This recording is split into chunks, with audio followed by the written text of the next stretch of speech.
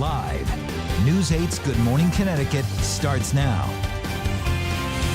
Breaking overnight, new details emerge about the suspected bombers and the Brussels attacks. We're following the very latest on this still developing story. Also breaking overnight, the results of more presidential primaries and caucuses. Voters make their choices in Arizona, Utah, and Idaho, and one former candidate makes an endorsement for another contender. Good morning, everyone. Time now is 6:30 on your Wednesday morning. Thanks a lot for waking up with us. I'm Laura Hutchinson. Good morning, Laura. Good morning, everybody. I'm Keith Kuntz. We're going to get it started with a check of the forecast on a Wednesday, and we're glad to welcome back the Chief, Gilson. It is great to be back. Thanks so much, Keith and Laura. Good morning, everyone. I have really good news today. If you're tired of the chill and the wind that we had yesterday, it's all about milder air today. It's going to warm up nicely. Out there now, you have dry roads to start your Wednesday morning commute as we take a live look at Long Wharf. Low 40s there, and most of the state now with temperatures in the 40s. Will be up to around 50 at 9 a.m. this morning. Far northern Connecticut, that is the highest area with any rain chance today, and even that will be very minimal. Just want to show you right now, 395, 91, Route 7, Route 8, all of those highways, 84, even 95, all dry at this point, and I think much of the time it will be dry today. Heading up to 60 at noon, we'll talk about the air quality today. That's a concern. The warm temps that we have, and then a cool down for tomorrow, plus Easter Sunday. Easter already, Teresa. It's true. Do you have a ham or a lamb? Ham. Ham. All right. Or good Sam. to know. All right. Hey, good morning, everyone. Take a look at the situation here in Hartford. This is a two-car accident that is on the ramp coming onto 91 southbound by North Meadows, exit 33. I was watching a couple of vehicles still get onto the highway, and I think that's happening. They haven't closed the ramp completely. However, I expect that might be happening. A couple of ambulances also arriving on the scene there. So again, 91 southbound by 33, consider getting on a little further down. In Waterbury for about another hour, Pearl Lake Road is going to be blocked by Hamilton Ave. Don't worry, the main road, Hamilton Ave, that is still open. And then if you travel 91 northbound in the Wallingford-Meriden area by exit 15, we have a wrecker on the scene there. A car went off the highway down an embankment. They've since pulled it up. One lane is blocked. A little bit of a delay there. Check the cameras over at WTNH.com. We'll send it back to you, Laura. Thank you, Teresa. We are following breaking news this morning from Belgium in the aftermath of yesterday's attack in Brussels. Police have identified two of the alleged attackers. News 8's Brian Spiros joins us live with who they are. Good morning, Brian. Hey, Laura. A lot going on with this case right now. Literally just a few minutes ago, we began getting reports from a couple different news agencies overseas that a third attacker who was on the run has been found and taken into custody. However, we are waiting for official confirmation from authorities in Europe about that detail. That third person is seen here in this surveillance picture. He is one of three men who officials believe carried out the attack at the airport in Brussels a little more than 24 hours ago. Apparently, the bomb he had in his suitcase did not detonate. Belgian state broadcaster RTBF also releasing the names of the other two people. They are reportedly brothers Khalid and Brahim Bakraoui. The report that's out says the brothers were known to the police for past crimes, but nothing terror-related. It's believed they both died inside the airport after detonating two bombs, most likely inside the suitcases they were carrying. The death toll now stands at 34. 250 others are injured. The capital city still paralyzed by what happened. The airport remains closed. All inbound and outbound flights are canceled. The subway system is on lockdown. President Obama has ordered that all American flags in the U.S. be flown at half-staff through Saturday, out of respect for the victims. Now, in regard to one of the brothers identified in this case, Khalid, officials say he rented an apartment in Brussels that was raided by police just last week. That raid led investigators to one of the top people in the Paris attacks, which took place back in November. Again, there are reports that that third suspect has been captured by police, but we are awaiting those details. You can stay with us on air and on WTNH.com for the very latest. We're reporting live this morning from the newsroom. I'm Brian Spiros. Laura, we'll send it back to you. All right, Brian, thank you for that new information. We'll continue to watch that, and be sure to stay with News 8 on air and online and on our website, WTNH.com, for the very latest on the Brussels attacks. The chief of the FBI's Los Angeles office says it will take at least 2 weeks to determine if an alternate method will unlock an encrypted iPhone used by one of the San Bernardino, California attackers. Officials say the alternate method in question looks like a good shot at this point. The government will now test if that phone can be unlocked without compromising any of the data. They will have to file a status report by April 5th. And breaking news, in vote 2016, former Republican presidential candidate Jeb Bush will endorse Senator Ted Cruz to become the next president of the United States. Also breaking overnight, the results are now in for the latest round of primaries and caucuses.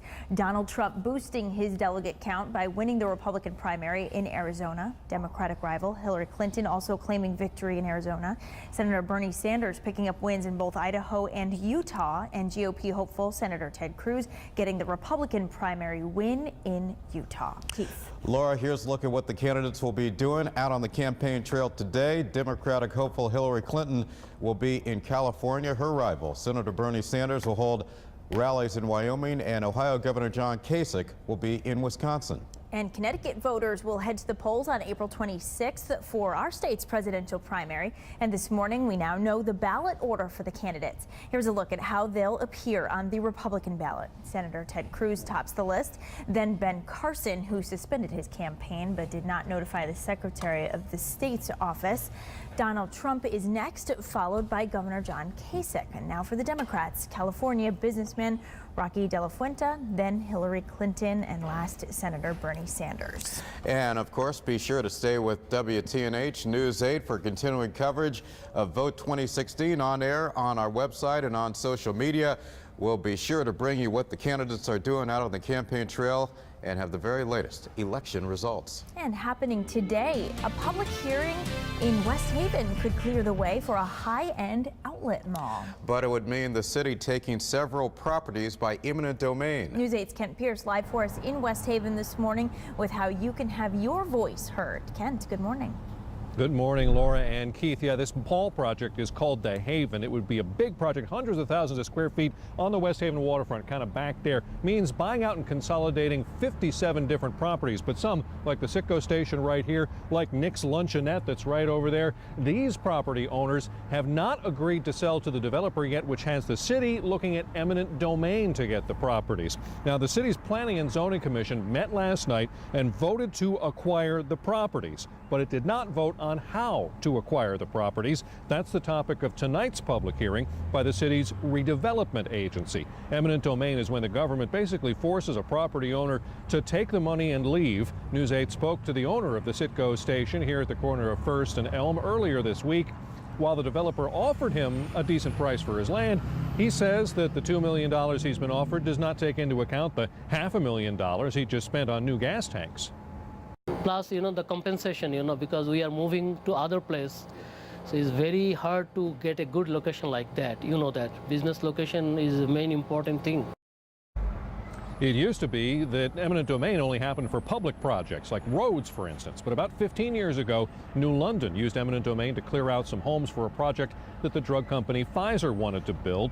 That went all the way to the Supreme Court, which eventually said it's okay to use eminent domain for that.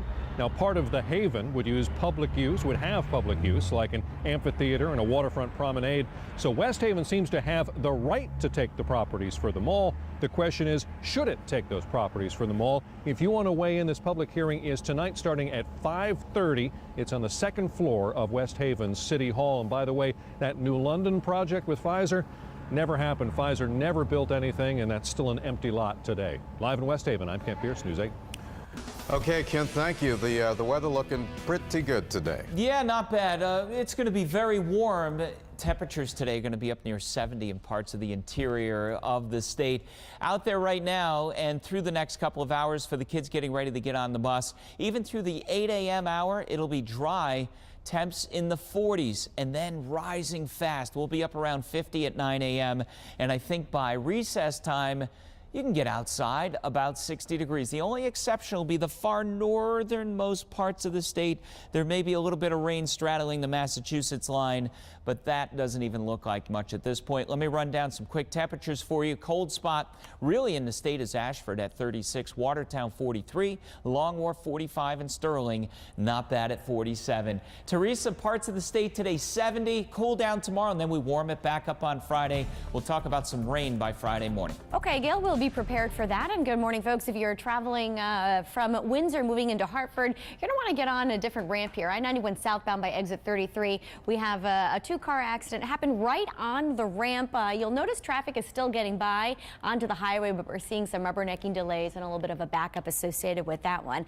On the map here, if you're traveling on the Meriden-Wallingford area, I-91 northbound at exit 15, there's a little bit of a scene left. We had a car that rolled over, went down the embankment. They pulled it back onto the highway. The wrecker's there.